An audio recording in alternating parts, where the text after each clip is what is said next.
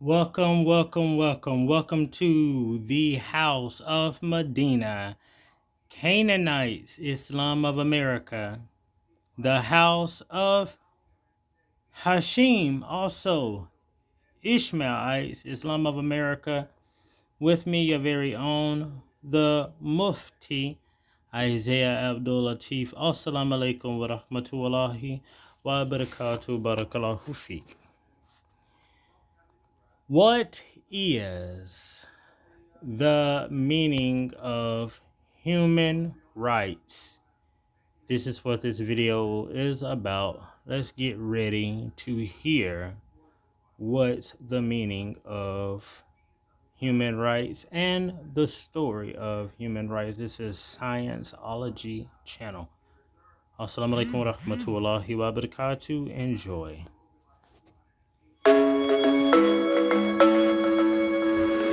Human rights is, geez, that's a good question. Human rights. Well, that's a tough one. Wow. I don't even know how to give that a definition. I would probably have to do a little bit of homework or something. Any right that I think just as a normal, human, The rights that humans have? that's a very large debate. Tú le puedes preguntar a 20 personas y te van a dar 20 diferentes opiniones. Non saprei, una domanda complicatissima. So easy. Because we just take it for granted that they're there, but we don't even consider what they are.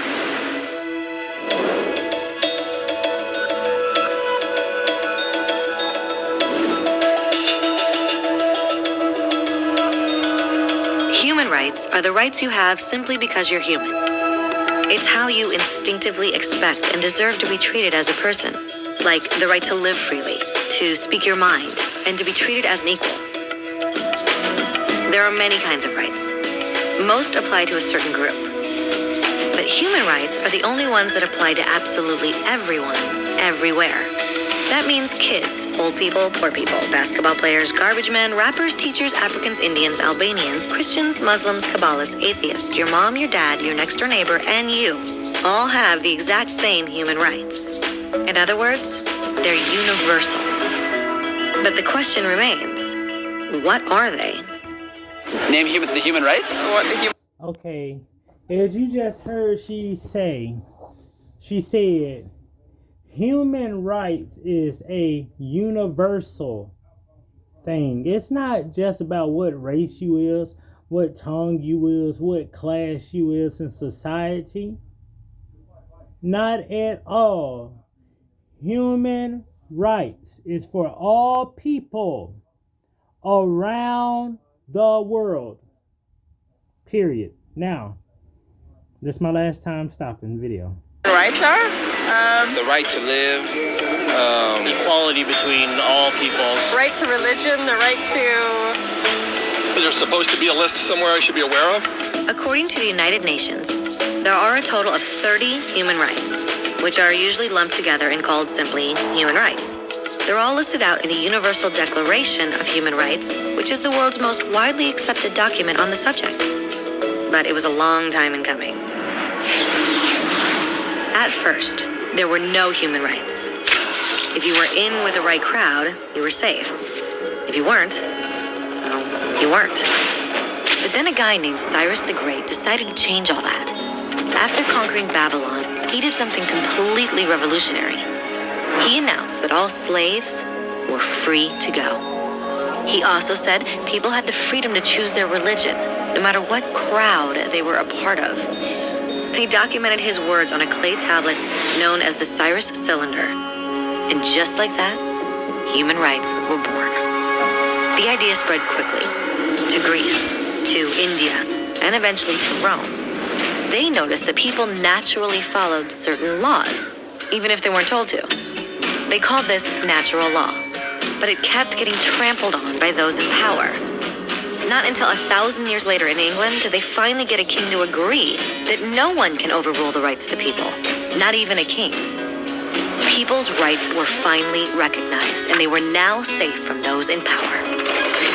Kind of. It still took a bunch of British rebels declaring their independence before the king got the point that all men are created equal. Which isn't to say he liked the idea. but he couldn't stop them, and America was born. The French immediately followed with their own revolution for their own rights. Their list was even longer, and they insisted that these rights weren't just made up. They were natural. The Roman concept of natural law had become natural rights. Unfortunately, not everyone was so thrilled. In France, a general named Napoleon decided to overthrow the new French democracy and crown himself emperor of the world. He almost succeeded, but the countries of Europe joined forces and defeated him. Human rights was again a hot topic. They drew up international agreements, broadly granting many rights across Europe. But only across Europe. The rest of the world somehow still didn't qualify. Instead, they got invaded, conquered, and consumed by Europe's massive empires. But then a young lawyer from India decided enough was enough. His name was Mahatma Gandhi, and in the face of violence, he insisted that all people of Earth had rights, not just in Europe. Eventually, even Europeans started to agree.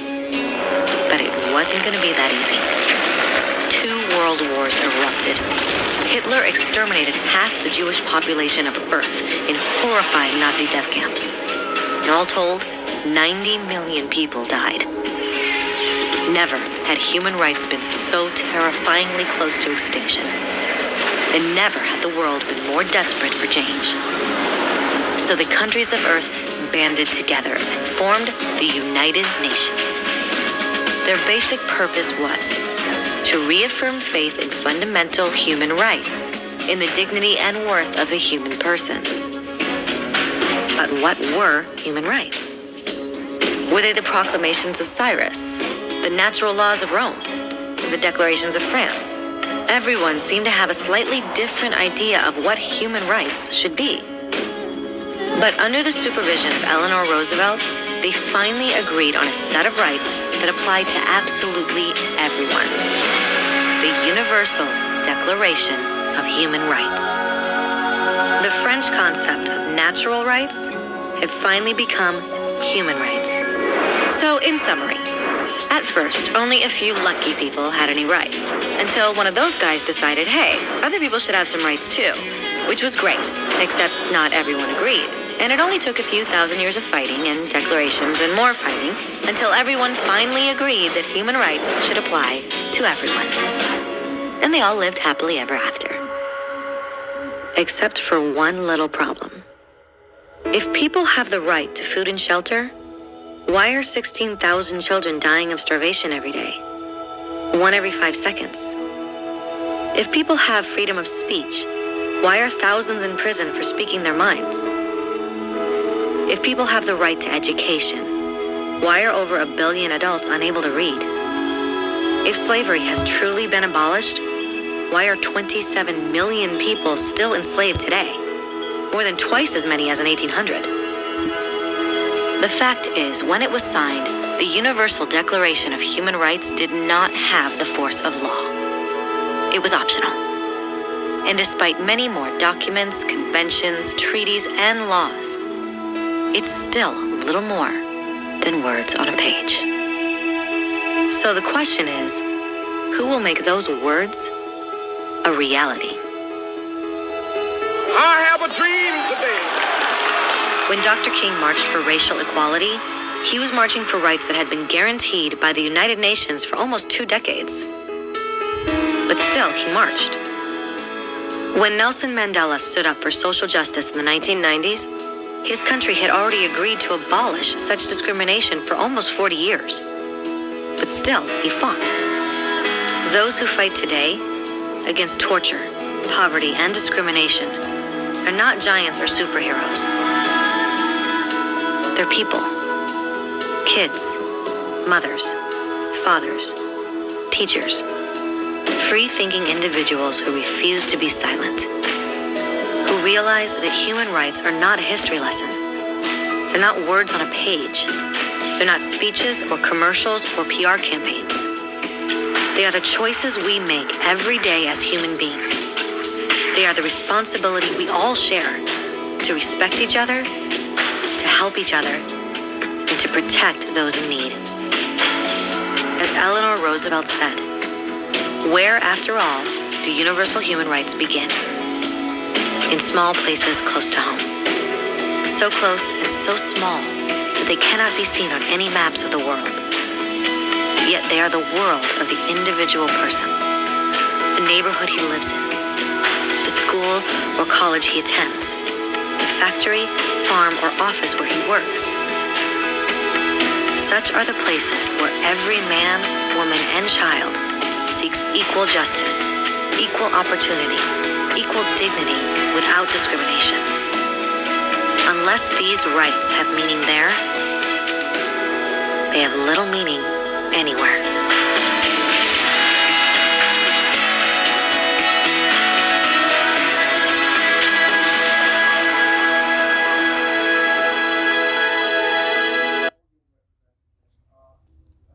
In the name of Allah, most gracious, most merciful, I surely thank Allah subhanahu wa ta'ala, because although a lot of the videos may not be pertaining to Islam, it's pertaining to education, and education is the Quran. The Quran, Islam, period. The religion of Islam is educational of all things.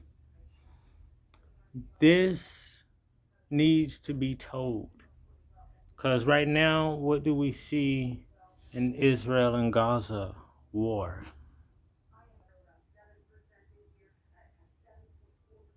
But what do we see in the land of Gaza, in the land of Palestine, in the land of Israel? What do we see?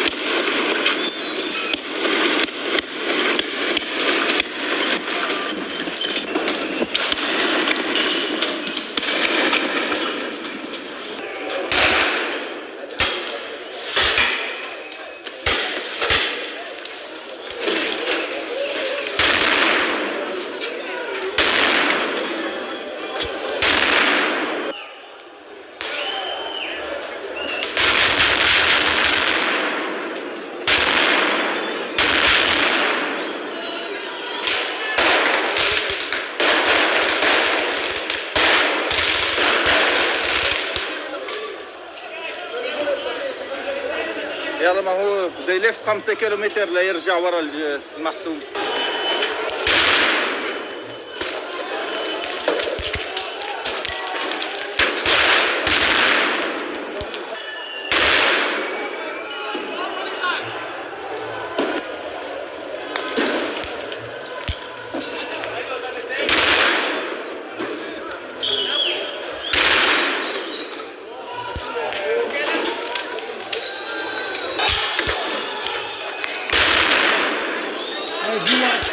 Remember what the Quran says in chapter 17 of the Quran about Gaza. Well, will be about Israel. He says, whenever we intend to destroy a society, we command its elite to obey God. But they act rebelliously in it. So the decrease of punishment is justified, and we destroy it utterly. Imagine how many peoples we have destroyed after Noah. And significant is your Lord, as all aware and all seeing of the sins of his servants. Israel have always been on the wrong guidance, people. Assalamu alaikum wa rahmatullahi wa barakatuh. Barakallahu feek, sadakallahu with al-theme. I thank you for all tuning in. Assalamu alaikum wa rahmatullah.